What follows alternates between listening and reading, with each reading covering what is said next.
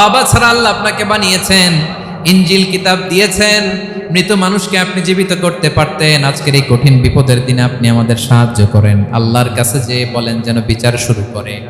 ঈসা আলাইহিস সালাম বলবেন আমিও পারবো না, ইন্নী উবিদতু মিন দুনিল্লাহ, আমার উম্মত খ্রিস্টানেরা আল্লাহরে বাদ দিয়ে আমি ঈসার ইবাদত করেছে। আমার মা ম্যারি আর আমাকে ডাকতো জেসাস ক্রাইস্ট, আমার ইবাদত করেছে, যদিও আমি আমার ইবাদত করতে বলি না। ঈসা আলাইহিস সালামও ইবাদত করতে বলেছেন একজনের, তিনি কে? আল্লাহর নবী ঈসা আলাইহিস সালাম বলবেন আমিও পারবো না।